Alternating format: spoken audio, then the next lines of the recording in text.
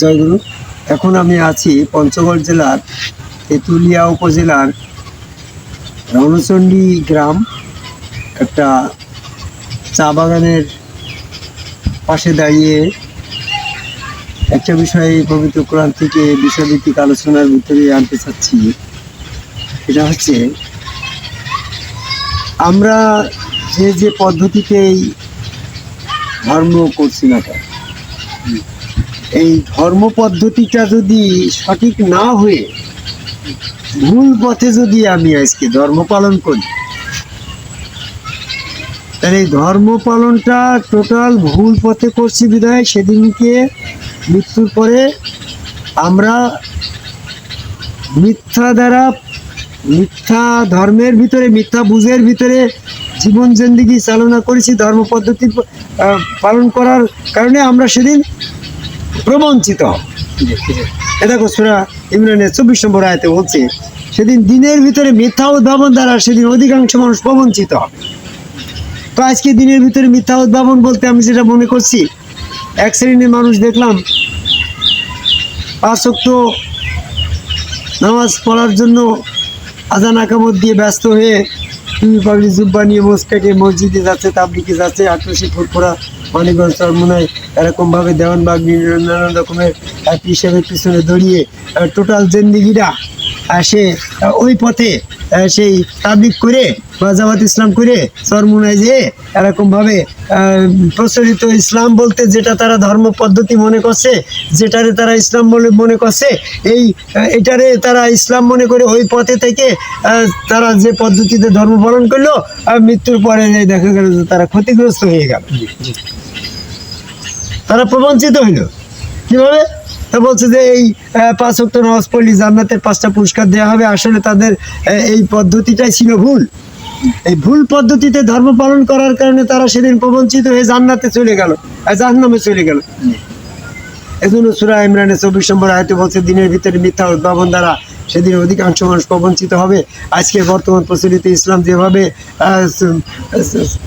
মানে এরকমভাবে 5 ওয়াক্ত জুমা জামাত আযান আকামত দিয়ে যে ধর্ম পদ্ধতিটা পালন করছে, এটা আসলেই কোরআন ভিত্তিক ইসলামের পথ না। প্রকৃতপক্ষে কোরআন ভিত্তিক ইসলামের পথ যেটা না, তার প্রমাণ কি? এখানে আমার একটু কথা,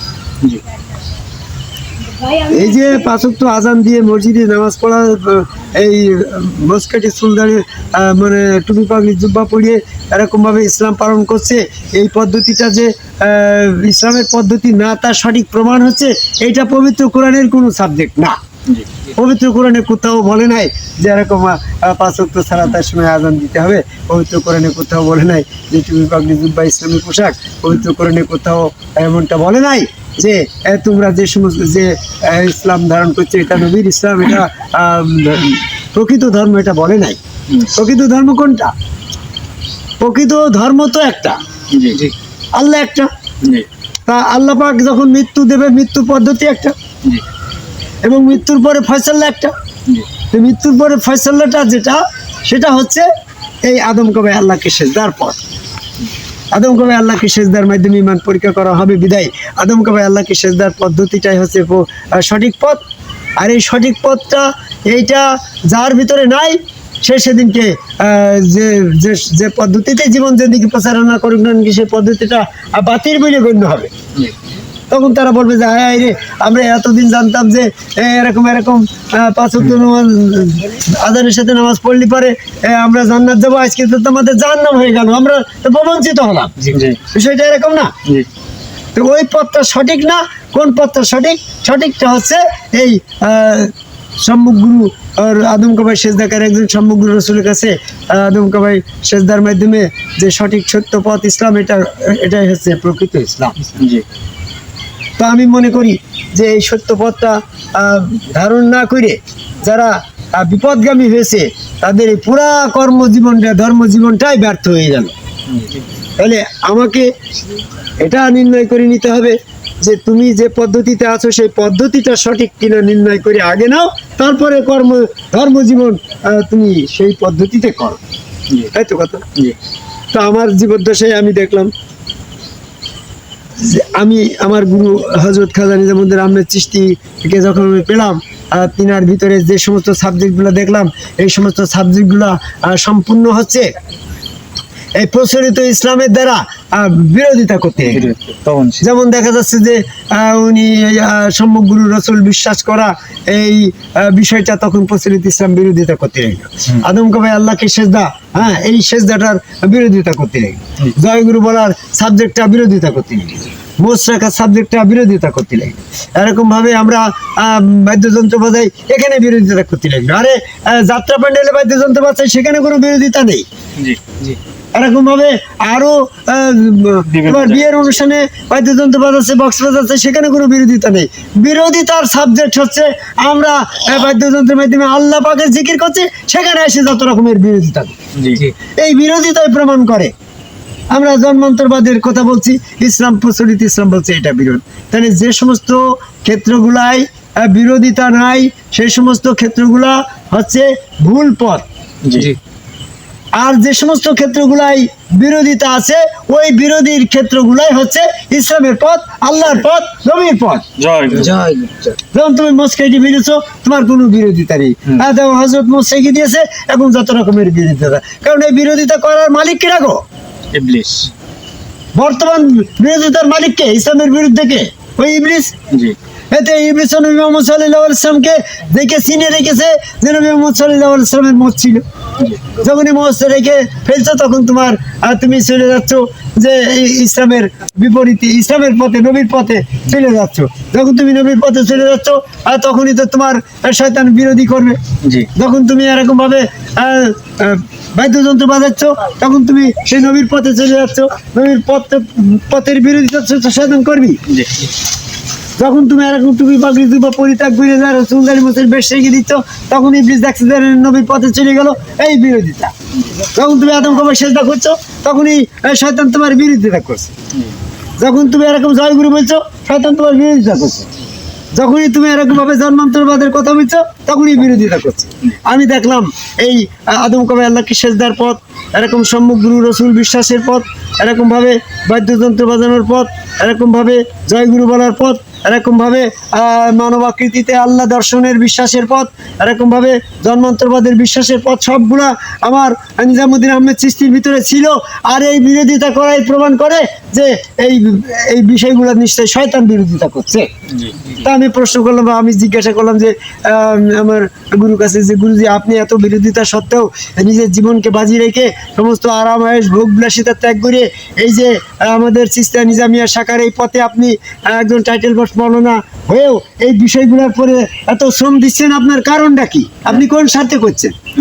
আপনি কি কোনো এরকম স্বার্থ নেন? বলছে না, আমার বাবা এর ভিতরে কোনো স্বার্থ নেই। তাহলে উনি নিঃস্বার্থভাবে এই আদম কবে আল্লাহকে সেজদার পথটাকে ধারণ করেছে, উনার সাথে সমস্ত বিরোধ মানুষের। তাহলে উনি এই নিঃস্বার্থভাবে এই সত্য পথটা ধারণ করেছে। আল্লাহ সূরা ইয়াসিনের 21 নম্বর আয়াতে বলছে, তুমি অনুসরণ করো তাদের যারা কোনো বিনিময় নেয় না, অথচ সঠিক পথে আছে।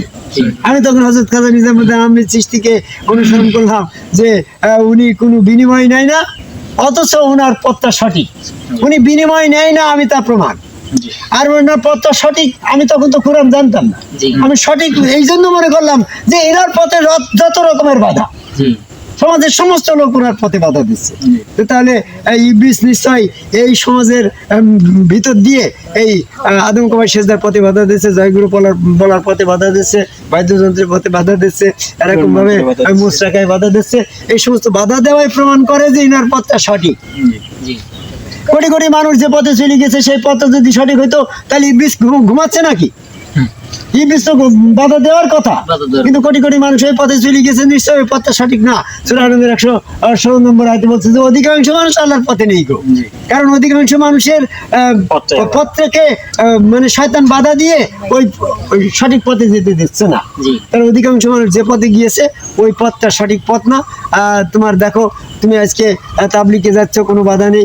মসজিদে 5 ওয়াক্ত নামাজে যাচ্ছ, বাধা নেই। তোমার এরকম ভাবে ঈদগাহ মাঠে নামাজ পড়তে যাচ্ছ, বাধা নেই। শবে বরাতের নামাজ পড়তে যাচ্ছ, মসজিদে বাধা নেই। হ্যাঁ, তোমার যে পথ মক্কায় হজ করতে যাচ্ছ, বাধা নেই। কোনো জায়গায় বাধা নেই। এই বাধা নেই, এতে প্রমাণ করে এগুলো সব শয়তানের পথ। যদি এটা নবীর পথ হইতো, তাহলে ইবলিস অবশ্যই বাধা দিত। যেমন তোমার বললাম মোচ কাটলি বাধা নেই, আর মোচ চাকলি বাধা। শয়তান তো দেখছে যে জমির যখন মসজিদ দিয়েছে তখন তো সে তো নবীর পথে চলে গেল, কারণ ইবলিস তো দেখেছে নবীর মত ছিল গো। তাহলে আমরা এই প্রচলিত ইসলাম যেভাবে চলছে এই পদ্ধতিটা সঠিক নয়। এই পদ্ধতিটা সেদিনই বুঝতে পারবে যেদিন তারা প্রবঞ্চিত হবে। এই মৃত্যুর পরে যায় যখন আদমকে আল্লাহকে সেজদার মাধ্যমে ইমান পরীক্ষা করা হবে, তখনই বলবে যে হাসিবুল চিশতি যেটা বুঝেছো সেটাই তো সঠিক। এখন আমরা যে 5 ওয়াক্ত জুমা জামাত দিয়ে 5 ওয়াক্ত নামাজ আদায় করলে আমি জান্নাত পাবো, কথাটা তো ভুল কথা ছিল, এক মিথ্যা।